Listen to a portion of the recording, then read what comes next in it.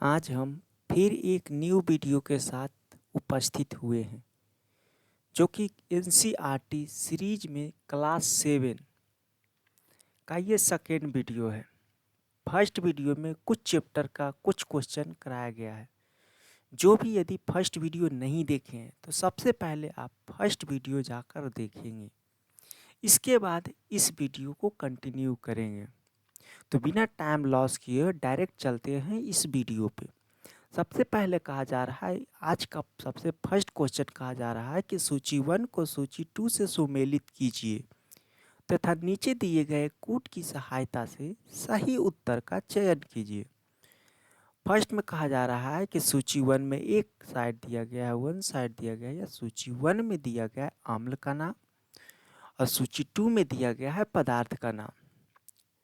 तो इसमें आप कुछ कूट भाषा का प्रयोग कर कर इसका आंसर देंगे। सबसे पहला कहा जा रहा है फॉर्मिक अम्ल, इसके बाद कहा जा रहा है कैल्शियम हाइड्रोक्साइड, थर्ड में कहा जा रहा है टार्टेरिक अम्ल और सोडियम हाइड्रोक्साइड। इसी प्रकार से एज ए पदार्थ के नाम में बता रहा है चींटी का डंक, चूने का पानी, साबुन, इमली और अंगूर, खाने का सोडा। तो इसे हम डायरेक्ट मैच करा देते हैं, इसके बाद आप इसे मिला लेंगे कूट में। तो सबसे पहले आपका कह रहा है कि फॉर्मिक अम्ल, ये फॉर्मिक अम्ल जो है ये हमें कहाँ देखने को मिलेंगे? तो फॉर्मिक अम्ल हमें चींटी के डंक में देखने को मिलते हैं कि जो चींटी डंक मारते हैं या चींटी काटते हैं तो वो फॉर्मिक अम्ल हमारे बॉडी में इजेक्ट करते हैं। इसी प्रकार से कैल्शियम हाइड्रोक्साइड, कैल्शियम हाइड्रोक्साइड जो कि चूने का पानी में देखने को मिलता है। इसी प्रकार से टार्टेरिक अम्ल, जो टार्टेरिक अम्ल है आपका खाने का एज ए इमली और अंगूर में देखने को मिलेगा, जो कि टार्टेरिक अम्ल होते हैं। इसी प्रकार से सोडियम हाइड्रोक्साइड, तो सोडियम हाइड्रोक्साइड जो हो जाएगा ये साबुन में देखने को मिलेगा। तो इसका जो राइट आंसर देखने को मिलेगा, आपका राइट आंसर इसका हो जाएगा 1। इसी प्रकार से नेक्स्ट क्वेश्चन की ओर बढ़ते हैं। नेक्स्ट क्वेश्चन में आपके सामने है कि निम्नलिखित कथनों पर विचार कीजिए। सब एक कथन दिया गया, इस पे आपको विचार करना है।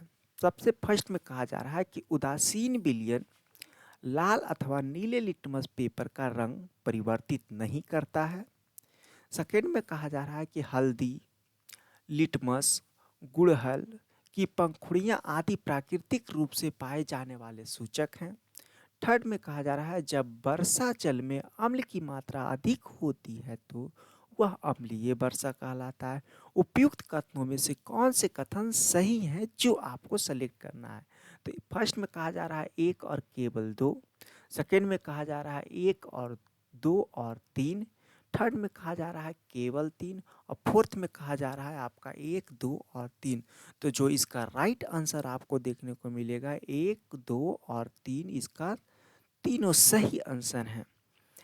नेक्स्ट क्वेश्चन में आपको कहा जा रहा है कि रासायनिक उर्वरकों के अत्यधिक प्रयोग से मृदा पर पड़ने वाले प्रभावों और उसके उपचार के संदर्भ में निम्नलिखित कथनों पर में से कौन से कथन सही हैं? आपको सही कथन को सेलेक्ट करना है। तो फर्स्ट में कहा जा रहा है कि रासायनिक उर्वरकों का अधिक प्रयोग मृदा को अम्लीय बनाता है। सेकेंड में कहा जा रहा है कि अत्यधिक अम्लीय मृदा को उदासीन करने के लिए उसमें जैव पदार्थ मिलाया जाता है। नीचे दिए गए कोड का प्रयोग कर सही उत्तर का चयन करना है। तो फर्स्ट ऑप्शन में कहा जा रहा है 1 का 1, सेकेंड में कहा जा रहा है केवल 2, थर्ड में कहा जा रहा है 1 और 2 दोनों, और फोर्थ में कहा जा रहा है न तो 1 और ना ही 2। तो इसका जो राइट आंसर देखने को मिलेगा, इसका राइट आंसर हो जाएंगे आपका फर्स्ट। कौन सा आंसर हो जाएगा? इसका फर्स्ट हो जाएगा। नेक्स्ट क्वेश्चन की ओर आगे बढ़ते हैं। नेक्स्ट क्वेश्चन में आप देखिए, आगे कहा जा रहा है आपको कि दैनिक जीवन में उदासीनीकरण के उदाहरणों के संदर्भ में निम्नलिखित कथनों पर विचार कीजिए। जो हमारे दैनिक जीवन में सबसे पहला कहा जा रहा है कारखानों के अपशिष्ट कचरे में अम्लीय पदार्थ मिश्रित होते हैं, उनको जलाशयों में विसर्जित करने से पहले क्षारीय पदार्थ मिलाकर उदासीन कर किया जाता है। सेकेंड में कहा जा रहा है कि अमाशय में अम्ल की मात्रा बढ़ने पर मैग्नीशियम हाइड्रोक्साइड उसे उदासीन करने में सहायक होता है।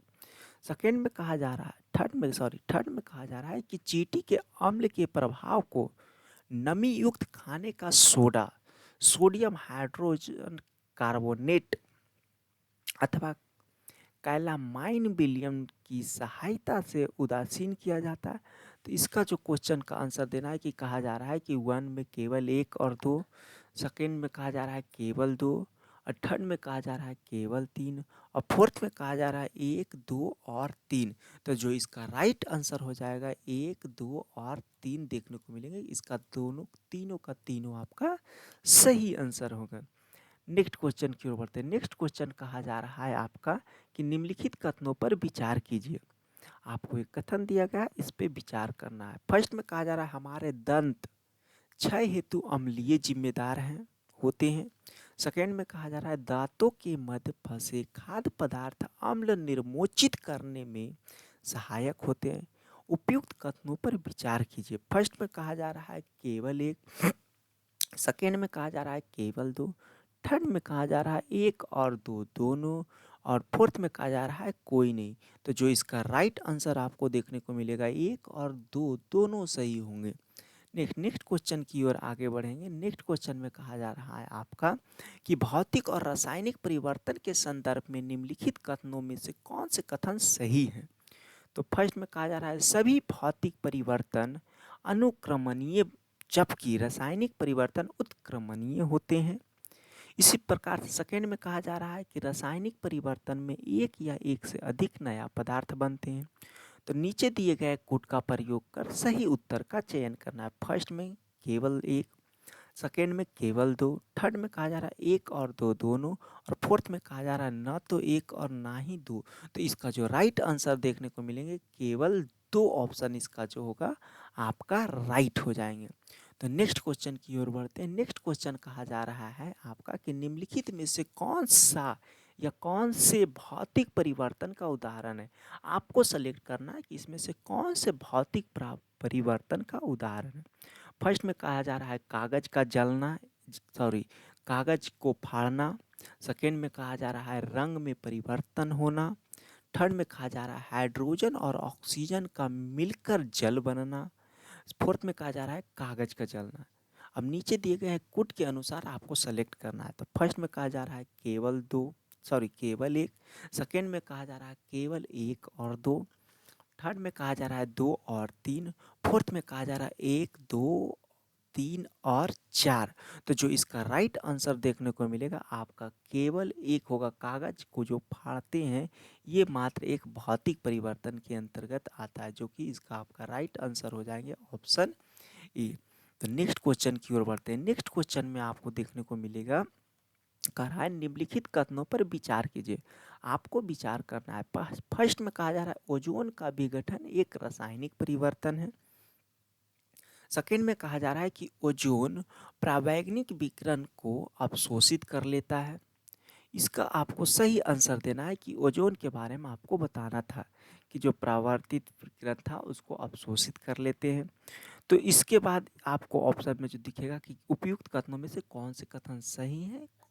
तो फर्स्ट में कहा जा रहा है केवल एक, सेकेंड में कहा जा रहा है केवल दो, थर्ड में कहा जा रहा है एक और दो दोनों, फोर्थ में कहा जा रहा है कोई नहीं। तो जो इसका राइट आंसर हो जाएंगे एक और दो दोनों सही आपको देखने को मिलेगा। तो नेक्स्ट क्वेश्चन की ओर बढ़ते हैं। नेक्स्ट क्वेश्चन में कहा जा रहा है आपका कि निम्नलिखित पर विचार कीजिए। लोहे में जंग लगना एक रासायनिक परिवर्तन है। लवण जल लवण जल जंग लगने की दर को बढ़ा देता है। उपयुक्त कथनों में से कौन से कथन सही हैं। तो फर्स्ट का वन हो जाएगा, सेकेंड का दो, थर्ड में कहा जा रहा है एक और दो दोनों, और फोर्थ में कहा जा रहा है इनमें से कोई नहीं। तो जो इसका राइट आंसर देखने को मिलेंगे एक और दो दोनों आपका राइट आंसर देखने को मिलेगा। नेक्स्ट नेक्स्ट क्वेश्चन में कहा जा रहा है आपका कि रसोई गैस के सिलेंडर में गैस द्रव के रूप में रहती है। तो सिलेंडर के बाहर आते ही यह गैस में परिवर्तित होती है। तो परिवर्तन में फर्स्ट में कहा जा रहा है, फिर कहा जा रहा है सेकेंड में कि फिर यह गैस बर्तन पर जलती या बर्नर पर जलती है। परिवर्तन बी, निम्नलिखित कथन पर इन परिवर्तनों से संबंधित हैं सही कथन का चयन करना है। फर्स्ट में कहा जा रहा है प्रक्रम एक रासायनिक परिवर्तन है। सेकेंड में कहा जा रहा है प्रक्रम दो रासायनिक परिवर्तन है। प्रक्रम एक और दो दोनों रासायनिक परिवर्तन है। इनमें से कोई नहीं, या फिर इनमें से क्या करा कि इनमें कोई भी प्रक्रम रासायनिक परिवर्तन नहीं है। तो जो 5 का आपका राइट आंसर देखने को मिलेगा कि जो इसका आपका बी हो जाएगा कि प्रक्रम जो है कि बी एक रासायनिक परिवर्तन है, एक रासायनिक परिवर्तन नहीं है, वो आपका भौतिक परिवर्तन के अंतर्गत आएंगे। नेक्स्ट क्वेश्चन में कहा जा रहा है आप कि मौसम और जलवायु के संदर्भ में निम्नलिखित कथनों पर विचार कीजिए। किसी स्थान पर तापमान, आर्द्रता, वर्षा, वायु वेग आदि के संदर्भ में वायुमंडल के प्रतिदिन की परिस्थिति उस स्थान का मौसम कहलाती है। सेकेंड में कहा जा रहा है कि किसी स्थान के मौसम की लंबी अवधि में एकत्रित आंकड़ा के आधार पर बना मौसम का पैटर्न उस स्थान की जलवायु कहलाता है। उपयुक्त कथनों में से कौन से कथन सही है? तो आपको सही कथन को नीचे सेलेक्ट करना है।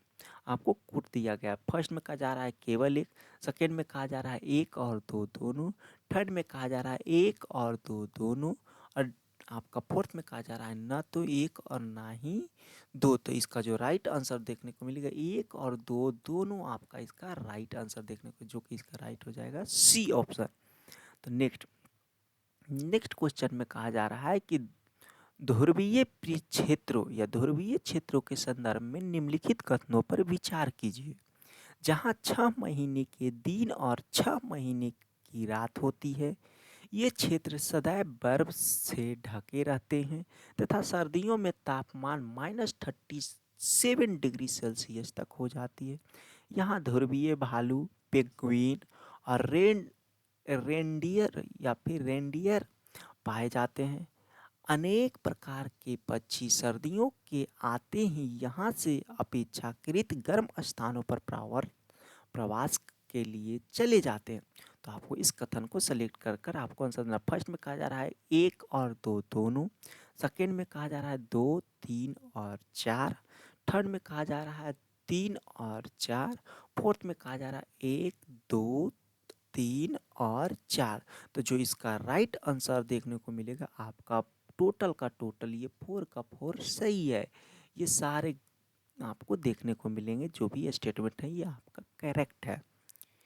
नेक्स्ट क्वेश्चन की ओर आगे बढ़ते हैं। आगे कहा जा रहा है नेक्स्ट की उष्णकटिबंधीय क्षेत्र के संदर्भ में निम्नलिखित में से कौन से कथन सही है? उष्णकटिबंधीय के क्षेत्र में आपको कथन को सही कथन को सेलेक्ट करना है। फर्स्ट में कहा जा रहा है कि इन क्षेत्रों में जलवायु सामान्यतः गर्म होती है। इन क्षेत्र में प्रचुर मात्रा में वर्षा होती है। थर्ड में कहा जा रहा है उष्णकटिबंधीय वर्षा वन भारत में पश्चिमी घाट और असम में पाया जाता है या पाए जाते हैं। लॉयन टेंड लंगूर दाढ़ी वाला एप पश्चिमी घाट के वर्षा वनों में पाया जाता है। नीचे दिए गए कोड के अनुसार आपको आंसर देना है। फर्स्ट में कहा जा रहा है एक और तीन, सेकेंड में कहा जा रहा है एक, दो और तीन, थर्ड में कहा जा रहा है दो और चार, फोर्थ में कहा जा रहा है एक, दो, तीन और चार। तो जो इसका राइट आंसर देखने को मिलेगा आपको ऑप्शन 4 हो जाएंगे कि एक, दो, तीन और चार सभी आंसर इसका राइट है, जितने सारे भी ऑप्शन थे। तो नेक्स्ट क्वेश्चन कह रहा है कि निम्नलिखित कथनों पर विचार कीजिए। फर्स्ट में कहा जा रहा है भूमध्य रेखा के आसपास के क्षेत्र को सूर्य की अधिकतम उष्मा मिलती है। भूमध्य सेकेंड में कहा जा रहा है भूमध्य रेखा के दोनों ओर 0 से 30 डिग्री अक्षांश की पट्टी के क्षेत्रों से वायु भूमध्य रेखा की ओर गतिशील होती है। थर्ड में कहा जा रहा है 30 डिग्री से 60 डिग्री अक्षांश के क्षेत्रों से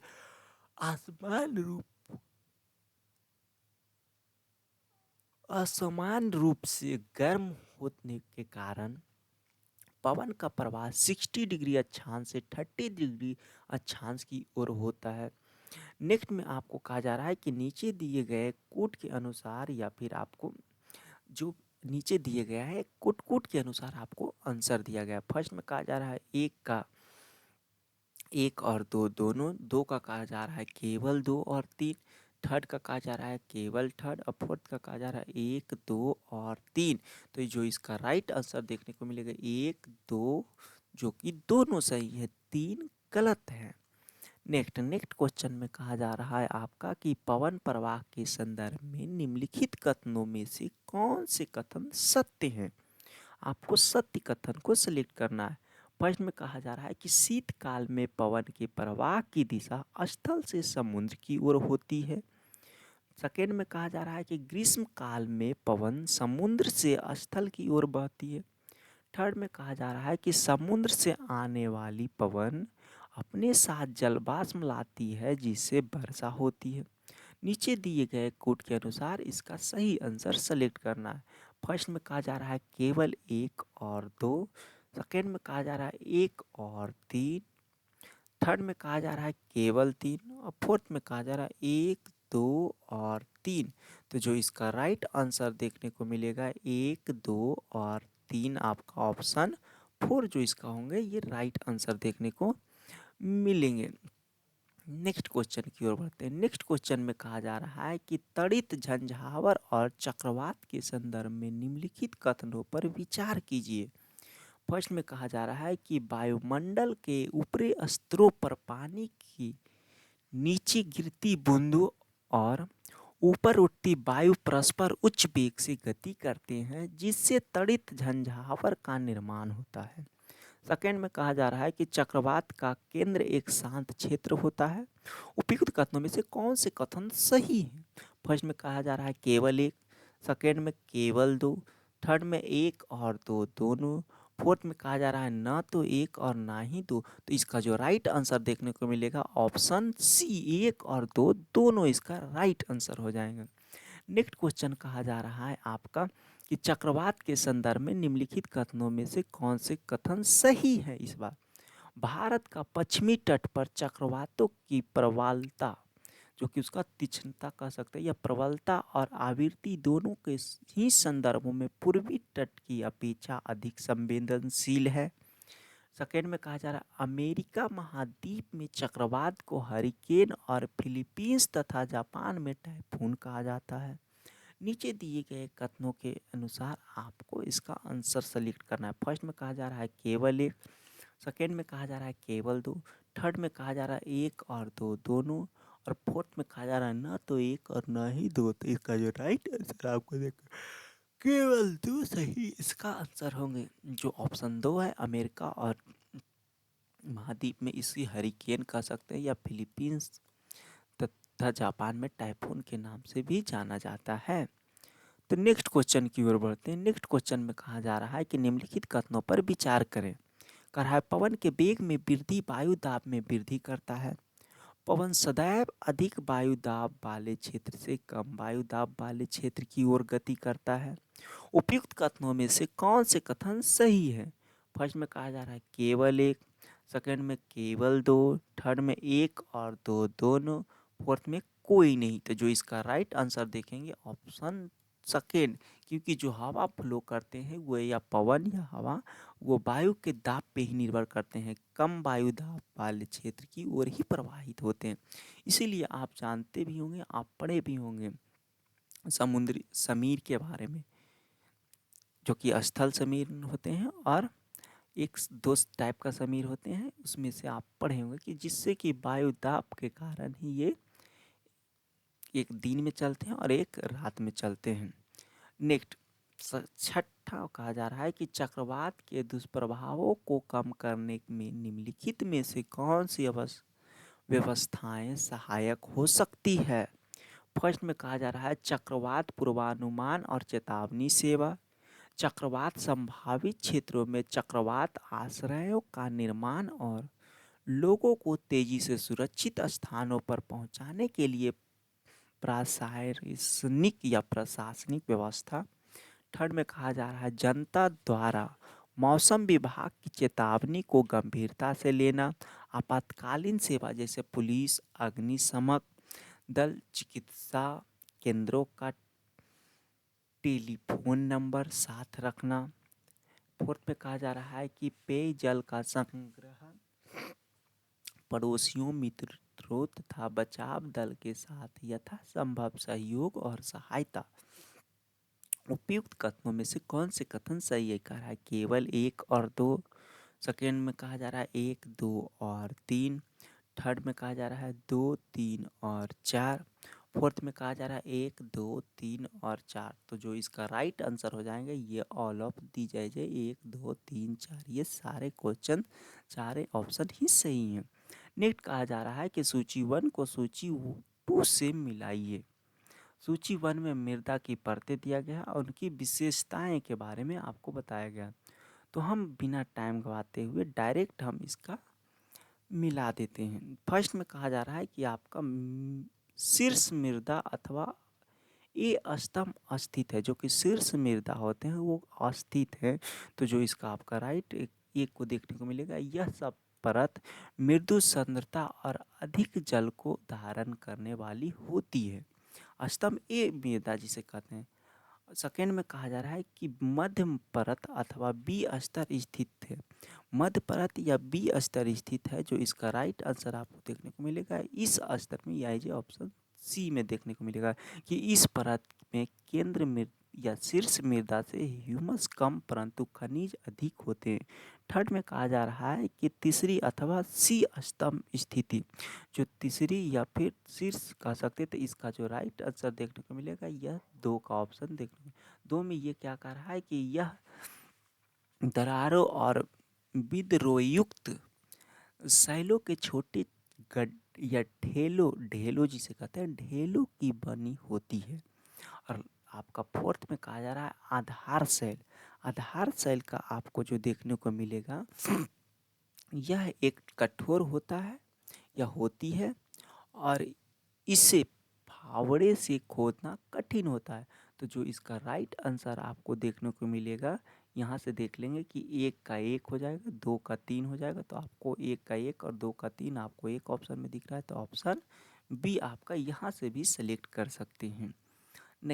नेक्स्ट क्वेश्चन की ओर बढ़ते, कहा जा रहा है निम्नलिखित कथनों पर विचार कीजिए।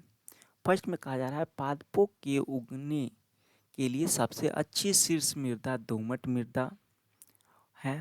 सेकेंड में कहा जा रहा है दोमट मृदा बालू, चिकनी मिट्टी और गाद का मिश्रण है। थर्ड में कहा जा रहा है गाद कणों का अमाप साइज बालू और चिकनी मिट्टी के कणों के अमाप के बीच का होता है। फोर्थ पे कहा जा रहा है बलुई या फिर बलुई मिट्टी गेहूं, चना और धान उगाने के लिए उपयुक्त होते हैं। तो इसका जो ऑप्शन में है कि ऑप्शन 1 में 1 और 2, ऑप्शन बी में है केवल 1, 2 और 3, सी में है 3 और 4, 4 में है आपका 1, 2 और 4। तो जो इसका राइट आंसर देखने को मिलेगा आपको एज ए ऑप्शन बी 1, 2 और 3 जो इसका राइट आंसर होंगे, बट 4 ऑप्शन जो है ये गलत हैं। नेक्स्ट क्वेश्चन की ओर बढ़ते हैं। नेक्स्ट क्वेश्चन आपको कहा जा रहा है कि किसी गर्म दिन को या गर्म दिन की दोपहर में किसी खेत अथवा खुले मैदान में जमीन के ऊपर की वायु कंपदित या फिर सीमर कह सकते हैं, सीमर होती दिखाई देती है। ऐसा निम्नलिखित में से किसके कारण होता है? ऐसा क्या कारण है? सूर्य के प्रकाश के परावर्तन के कारण, विवर्तन की घटना के कारण, वायु में जलवाष्प की अधिकता के कारण, उपयुक्त में से कोई नहीं। तो इसका जो राइट आंसर देखने को मिलेगा कि सूर्य के प्रकाश के परावर्तन के कारण ही जो ये आपको कंपन या कंपदीप्त दिखते हैं, ये सूर्य के प्रकाश के परावर्तन के कारण। तो नेक्स्ट क्वेश्चन में कहा जा रहा है आपका कि मृदा के संबंध में निम्नलिखित कथनों पर विचार कीजिए। कि फर्स्ट में कह रहा है जल, पवन अथवा बर्फ के द्वारा मृदा की ऊपरी सतह का हटना अपरदन कहलाता है। पॉलीथीन रसायन पीड़कनाशी मृदा को प्रदूषित करते हैं। उपयुक्त कथनों में से कौन से कथन सही है? फर्स्ट में कहा जा रहा है केवल 1, सेकेंड में कहा जा रहा है केवल 2, थर्ड में कहा जा रहा है 1 और 2 दोनों, फोर्थ में कहा जा रहा है कोई नहीं। तो जो इसका राइट आंसर देखने को मिलेगा 1 और 2 दोनों आपका राइट हो जाएंगे, क्योंकि जल, पवन अथवा बर्फ के द्वारा मृदा की ऊपरी सतह को भी अपरदन, उसी को अपरदन कहलाते हैं। या फिर पॉलीथीन, रासायनिक जो भी पीड़कनाशी है वो आगे चलकर प्रदूषण ही बनते हैं, जिसे हम केमिकल प्रदूषण भी कह सकते हैं, या फिर पेस्टिसाइड जिसे कहते हैं। जस्ट निम्नलिखित में से नेक्स्ट क्वेश्चन कहा जा रहा है कि निम्नलिखित में से कौन सा पदार्थ हमारी पेशियों में संचित होते हैं जिससे ऐंठन होती है, कि हमें पैर में दर्द होता है या ऐंठन होता है। कार्बन डाइऑक्साइड, लैक्टिक अम्ल, जल या अल्कोहल। तो जो हमारे बॉडी में संचरित होते हैं या हमारे बॉडी में संचित होते हैं, ये लैक्टिक अम्ल होते हैं। लैक्टिक अम्ल की वजह से ही हमारे बॉडी में ऐंठन होते हैं, या जिसे हम कहते हैं कि हमारा पैर खींच रहा है या पैर में दर्द है। तो ये लैक्टिक अम्ल ही होते हैं। जब हम ज़्यादा वर्क करते हैं या फिर ज़्यादा हरासमेंट होते हैं तो हमारे बॉडी में बन जाते हैं। नेक्स्ट सेकेंड में कहा जा रहा है कि अतः श्वसित वायु या उच्छ्वसीय वायु में ऑक्सीजन का प्रतिशत कितना होता है। तो इसमें फर्स्ट में कहा जा रहा है आपका 21 से 16.4%, बी में कहा जा रहा है 16.4% से 21% या 48% तथा 24%, फोर्थ में कहा जा रहा है 24% तथा 14%। तो जो इसका राइट आंसर आपको देखने को मिलेगा 21% से 16.4% तक आपको श्वासित वायु में ऑक्सीजन का प्रतिशत देखने को मिलेगा, क्योंकि हमारे वायुमंडल में जितना परसेंट ऑक्सीजन रहेंगे हम लोग श्वास भी तो उतना परसेंट के ही कैटेगरी में, इसलिए इसमें 21 से तथा 16.4% देखने को मिलता है। नेक्स्ट क्वेश्चन की ओर बढ़ते हैं। नेक्स्ट क्वेश्चन में आपका कहा जा रहा है कि निम्नलिखित कथनों में से कौन से कथन सही है। कह रहा है भोजन के संचित ऊर्जा श्वसन के समय निर्मुक्त होती है। कोशिका के अंदर ऑक्सीजन का उपयोग करके ग्लूकोज कार्बन डाइऑक्साइड और जल में विखंडित हो जाता है। थर्ड में कहा जा रहा है कि ऑक्सीजन की अनुपस्थिति में भोजन विखंडन को वायवीय श्वसन कहा जाता है। निम्नलिखित में से सहायता से कौन से सही है। कह रहा है केवल 1 और 2। सेकेंड में कहा जा रहा है केवल 2। थर्ड में कहा जा रहा है केवल 3। फोर्थ में कहा जा रहा है 1, 2 और 3। तो जो इसका राइट आंसर देखने को मिलेगा 1 और 2 इसका राइट आंसर देखने को मिलेंगे, कि आपका भोजन में संचित ऊर्जा जब हम श्वास लेते हैं तभी हमें एनर्जी निर्मुक्त होता है, और कोशिका के अंदर ऑक्सीजन उपयोग ग्लूकोज और कार्बन डाइऑक्साइड जल में विखंडित करते हैं। नेक्स्ट क्वेश्चन की ओर बढ़ते हैं। नेक्स्ट क्वेश्चन में कहा जा रहा है कि निम्नलिखित जंतुओं में से श्वसन के संदर्भ में निम्नलिखित कथनों पर विचार कीजिए। केंचुए श्वसन कार्य त्वचा से करते हैं। मेढक में मनुष्य की भांति फेफड़े होते हैं, तथापि वे अपनी त्वचा से भी श्वसन करते हैं। उपयुक्त कथनों में से कौन से कथन सही है। कह रहा है केवल 1, सेकंड में केवल 2, थर्ड में 1 और 2 दोनों, फोर्थ में कहा जा रहा है ना तो 1 और ना ही 2। तो इसका जो राइट आंसर देखने को मिलेगा 1 और 2 दोनों सही होगा, क्योंकि केचुआ अपना त्वचा से ही श्वास लेते हैं और मेढक ये दोनों से लेते हैं, त्वचा से भी लेते हैं और फेफड़े से भी लेते हैं जब ये।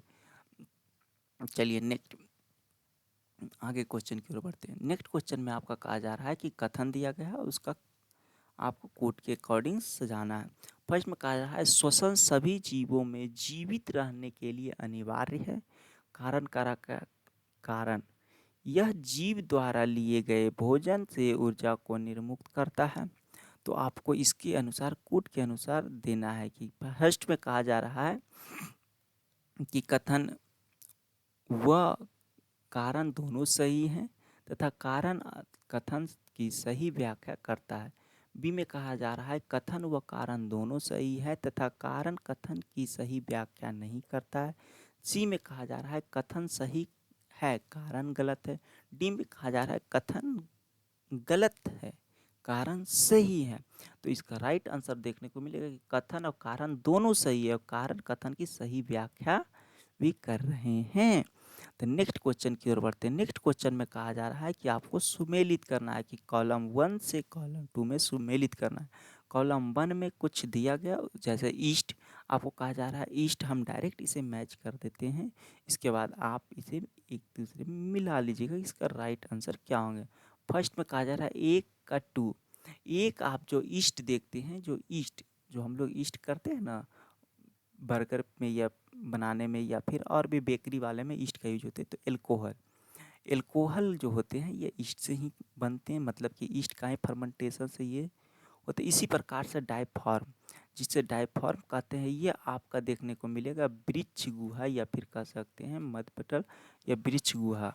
इसी प्रकार से तिलचट्टा, जो तिलचट्टा आपको या जिसे हम तेलचट्टा भी कहते हैं, ये आपको देखने को मिलेगा श्वास रंध्र, श्वास रंध्र। इसी प्रकार से आप कड्डी में पत्तियां जो देखेगा, पत्तियां पत्तियां में आप देखे होंगे, आप पढ़े भी होंगे कि पत्तियां जो होती हैं हमारे, जो पत्तियां होते हैं हमारे, ये आपका रंध्र होता है जिसके माध्यम से वो श्वास लेते हैं और श्वास छोड़ते हैं या ऑक्सीजन निर्मुक्त करते हैं। इसी प्रकार से मछली जो श्वास लेते हैं ये क्लोम के माध्यम से लेते हैं। तो जो इसका अब राइट आंसर आपको देखने को मिलेगा, इसका राइट आंसर क्या हो जाएगा, 1 का 2 है तो 1 का 2 इसी में दिख रहा है, तो आपका राइट आंसर बी देखने को मिलेगा। नेक्स्ट क्वेश्चन की ओर आगे बढ़ते हैं। नेक्स्ट क्वेश्चन में आपको कहा जा रहा है कि किसी सामान्य श्वसन व्यक्ति की विश्राम अवस्था में औसत श्वसन दर कितनी होते हैं जब वो विश्राम अवस्था में होता है। फर्स्ट में कहा जा रहा है कि 9 से 12 प्रति मिनट या 15 से 18 प्रति मिनट या 21 से 24 प्रति मिनट या 30 से 33 प्रति मिनट। तो जो इसका श्वसन दर, ये नॉर्मल पर्सन जो कि एक विश्राम अवस्था में या सोते हुए रहते हैं, तो इसका हम मान सकते हैं 15 से या 18 प्रति मिनट होते हैं एक नॉर्मल पर्सन को। इसके बाद आगे हम बढ़ते हैं। नेक्स्ट में कहा जा रहा है कि आपका नेक्स्ट क्वेश्चन कहा जा रहा है कि उच्च उच्च वसन या उच्च कह सकते हैं उच्च वसन के समय पसलियाँ बाहर की ओर गति करती है, नीचे की ओर गति करती है, ऊपर की ओर गति करती है, बिल्कुल गति नहीं करती है।